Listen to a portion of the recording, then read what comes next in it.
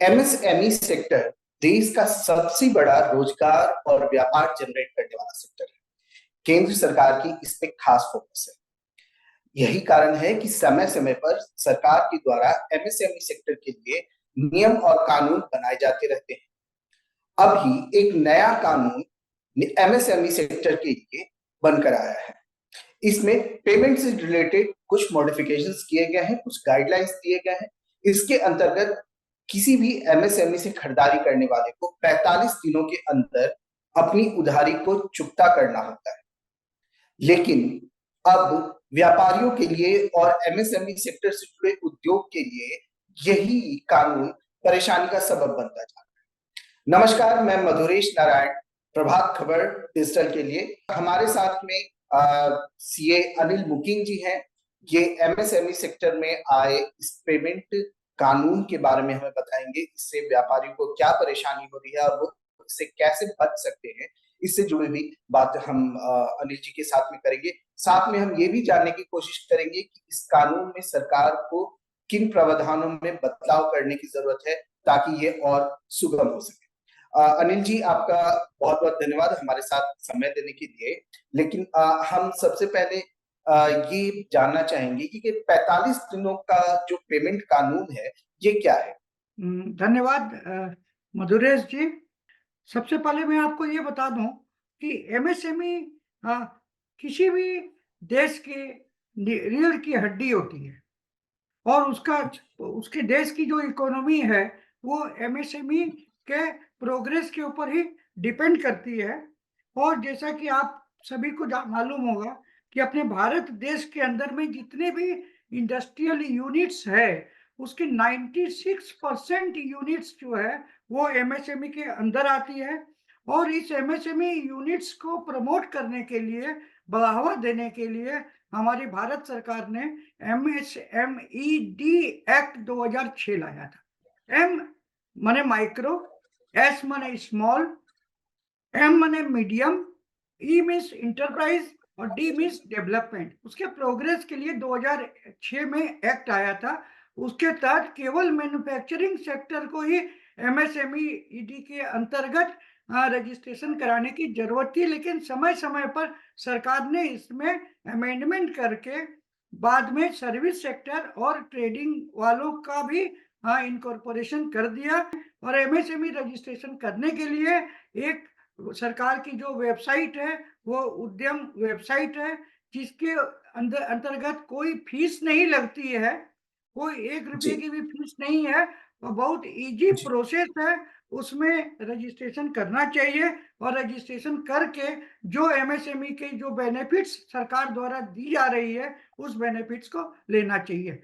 और 60 to 70% employment पूरे भारतवर्ष का एमएसएमई से जनरेट होता है और जीडीपी का 50% पार्ट जो है वो एमएसएमई पर आता है। इसमें दो चीज है, एक इन्वेस्टमेंट क्राइटेरिया और एक टर्नओवर क्राइटेरिया। माइक्रो यूनिट वही होगा जो 1 करोड़ का इन्वेस्टमेंट करेगा और 5 करोड़ तक का टर्नओवर करेगा, वो माइक्रो यूनिट के अंतर्गत आएगा।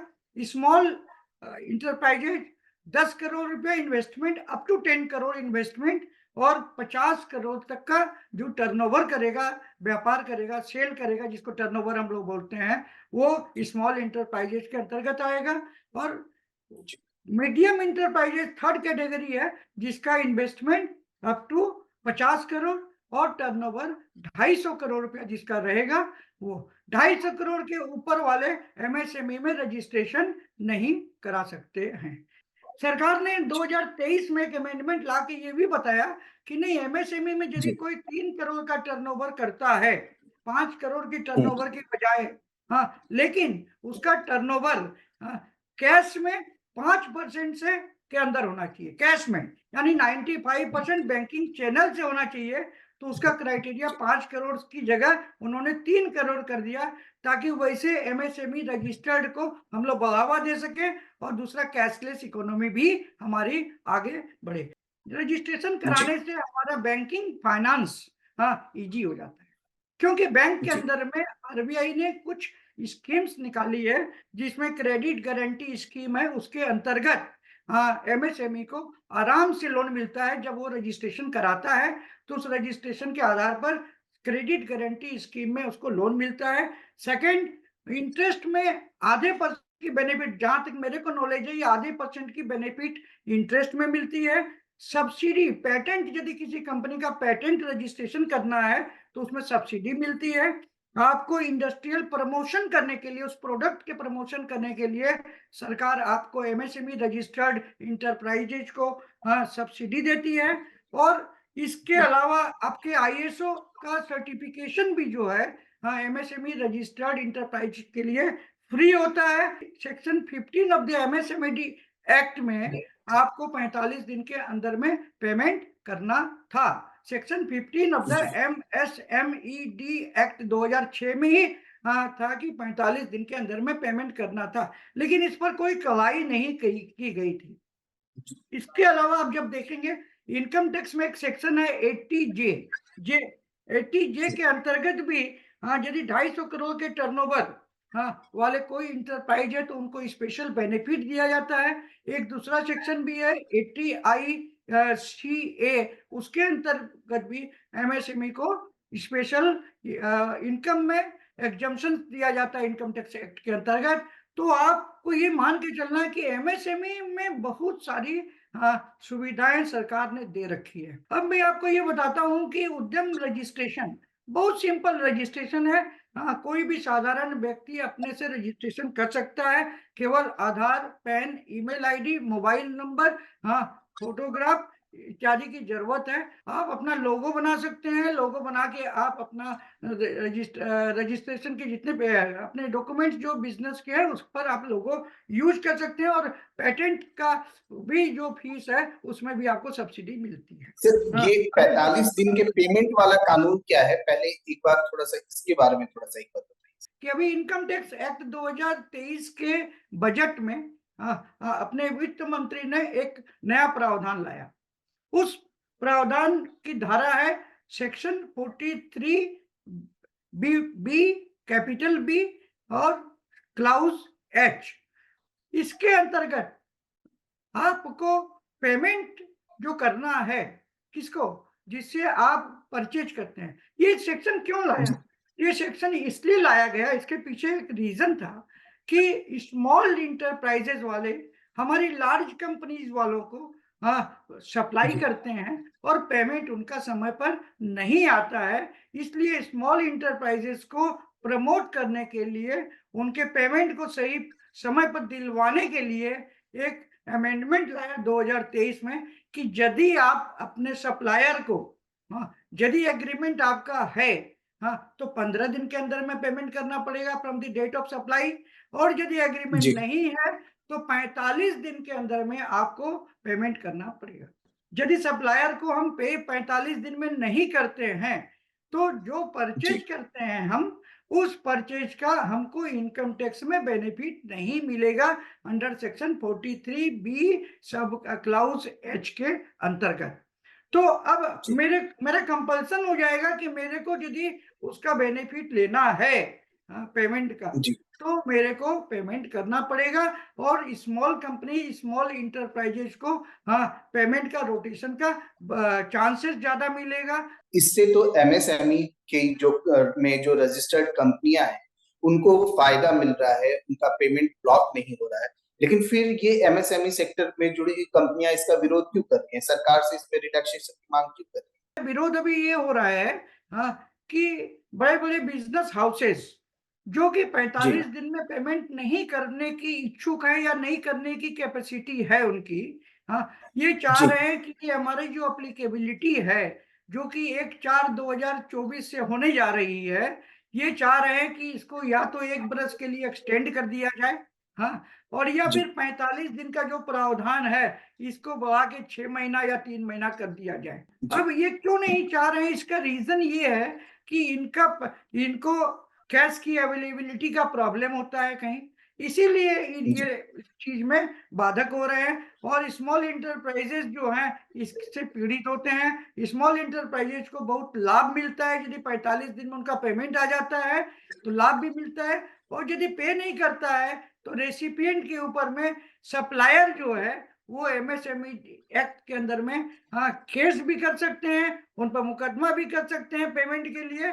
तो उनको लग जी। रहा है कि यदि भविष्य में 45 दिन में किसी कारणवश हम पे नहीं कर पाएंगे, हाँ, तो हमारे ऊपर जो एमएसएमई रजिस्टर्ड सप्लायर है वो मेरे ऊपर केस कर सकता है पेमेंट के लिए। तो सर, इससे जो पूरी अर्थव्यवस्था ये जो बनी हुई है एमएसएमई की और लार्ज स्केल इंडस्ट्री की, इन दोनों के बीच में जो व्यापार है, इससे कितना फर्क पड़ेगा सर? इस कानून का कितना फर्क पड़ेगा तक? अभी जी। सरकार जो नियम लाई है, ये नियम के अंतर्गत यदि आप पेमेंट नहीं करेंगे तो इसमें सामने वाले को बहुत तकलीफ होगी, उसका इनकम टैक्स लग जाएगा, क्योंकि 43B और H नया क्लाउज जो आया है। 43B कोई नया सेक्शन नहीं है, ये सेक्शन काफी दिनों से चल रहा है। केवल इसमें जो H क्लाउज लाया है कि आपको रिबेट लेना है इनकम टैक्स के अंतर्गत, तो आपको समय से उसको पेमेंट करना पड़ेगा। 43B में पहले था कि आप पेमेंट रिटर्न जमा करने के पहले भी यदि कर देते हैं, फाइनेंशियल ईयर के जी। बाद में भी, तो आपको अलाउ किया जाता था। अब ये कहते हैं कि नहीं, क्लाउज एच के अंदर में डेट ऑफ सप्लाई से, डेट ऑफ बिलिंग से 45 दिन के अंदर में आप यदि पेमेंट नहीं करते हैं तो आपको जी। उस फाइनेंशियल ईयर में रिबेट नहीं मिलेगा।